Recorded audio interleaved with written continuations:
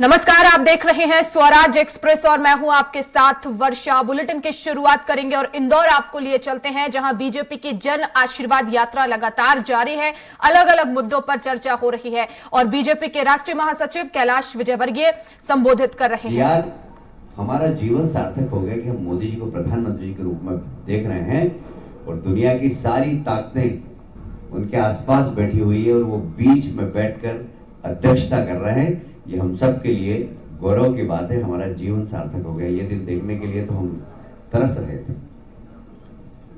मोदी जी ने पूरे देश की जनता का आत्मविश्वास बढ़ाया।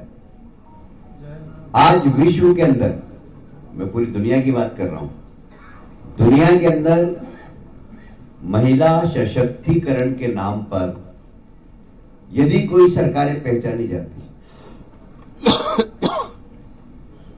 तो वो हमारी केंद्र की सरकार।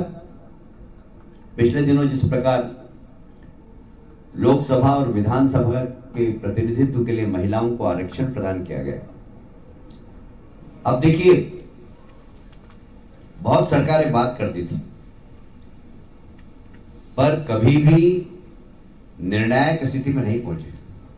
यह हमारे प्रधानमंत्री जी की कुशल राजनीतिक रणनीति है कि लोकसभा में भी लगभग सर्वानुमति हुई, लगभग बोल रहा हूं मैं, और राज्यसभा में तो सर्वानुमति से पास हुआ। तो ये हमारे प्रधानमंत्री जी की जो कुशल राजनीतिक रणनीति है, और विपक्ष को भी बाहर निकलने के बाद भले ही कुछ भी बयान दे, पर अंदर बैठने के बाद उनको लगता है कि वास्तव में देश का नेता यही है, और इसीलिए उन्होंने समर्थन भी किया। तो मैं ऐसा मानता हूं कि सारा देश उनको नेता मानता है और विपक्ष भी अंदर ही अंदर उनको अपना नेता मानता है। जहां केंद्र सरकार महिला सशक्तिकरण के लिए पहचानी जाती है, वैसे ही राज्य की सरकार भी। यदि आप देखें, हम 2003 में मध्य प्रदेश में आए, तब से देखें आप लाडली बेटी योजना, लाडली लक्ष्मी योजना, मुख्यमंत्री कन्यादान योजना, गांव की बेटी योजना, लाडली बहना योजना, ये सब महिला सशक्तिकरण के सबसे बड़े उदाहरण हैं। और हमें गर्व ये कहते हुए कि हमने महिला सशक्तिकरण और महिला सुरक्षा के लिए सर्वाधिक कड़े नियम बनाए और सरकार की ओर से फैसिलिटेट किया। आज महिलाओं के साथ किसी प्रकार की कोई अपमान करने वाला कृत्य न हो, इसके लिए कानून बनाने का काम भी मध्य प्रदेश की सरकार ने किया है। तो महिला सशक्तिकरण का विषय हो या किसान की उन्नति का विषय, हमने 2003 से 2014 तक सिंगल इंजन की सरकार थी। 2014 से आज तक डबल इंजन की सरकार होगी और उसका लाभ प्रदेश को दिखा है। अभी आप देख रहे थे, जीडीपी हमारी माइनस में थी, अब 24.16 हो गई। ये बहुत बड़ी बात है किसी भी राज्य के लिए कि 2003 में उसकी जीडीपी माइनस में थी, वो जीडीपी बढ़कर औद्योगिक हम विकास दर की बात करें, औद्योगिक विकास दर आप मध्य प्रदेश का देखेंगे तो -61 था, आज 24 है। हमारे इन्वेस्टमेंट कर रहे हैं लोग। मध्य प्रदेश एक सेफ जोन दिखाई देता है इन्वेस्टमेंट करने के लिए,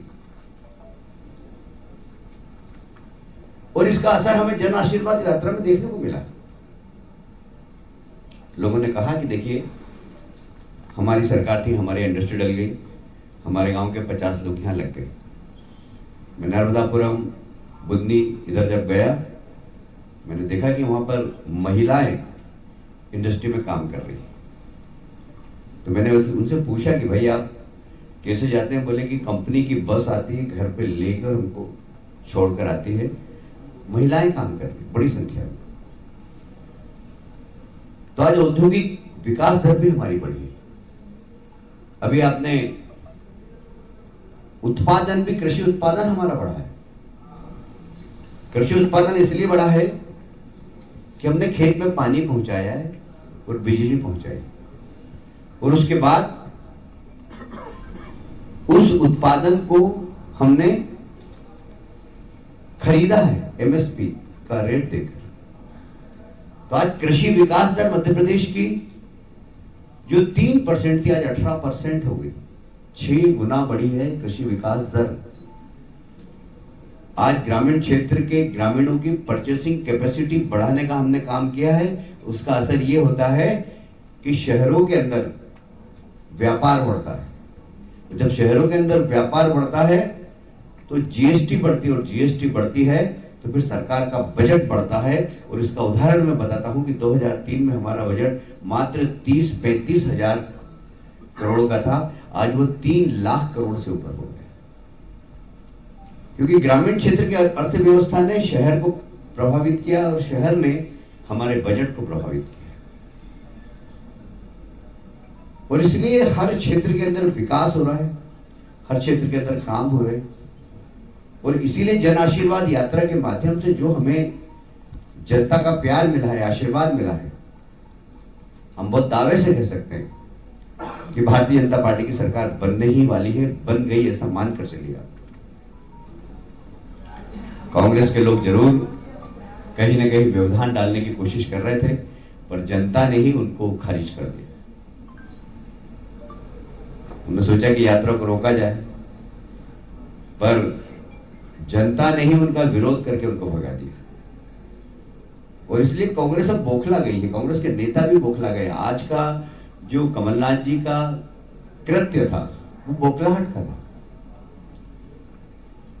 जब बौखलाहट होती है तो इस प्रकार की घटना होती है।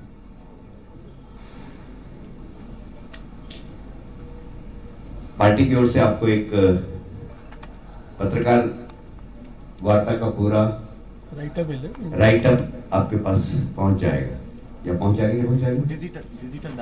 डिजिटल डाल दिया सबको। अच्छा, सबको डिजिटल डाल दिया है। यदि आपके पास पहुंच गया हो तो आप उससे संबंधित प्रश्न भी पूछ सकते हैं, और किसी भी विषय में आप यदि प्रश्न पूछना चाहें तो पूछ सकते हैं। मुझे कहते हुए बहुत अपार हर्ष है कि इस जन यात्रा के माध्यम से हमने सभी मौसम का लुत्फ उठाया। बहुत भीषण गर्मी देखी जब हमने शुरुआत की थी, फिर बारिश देखी, बारिश के बाद जब पूरे गीले हो गए तो ठंडी हवा भी देखी हमने, और फिर बढ़िया कुआर की धूप भी देखी। तो कुल मिलाकर हमें चारों जो हमारे सीजन होते हैं उसका लुत्फ भी हमने उठाया।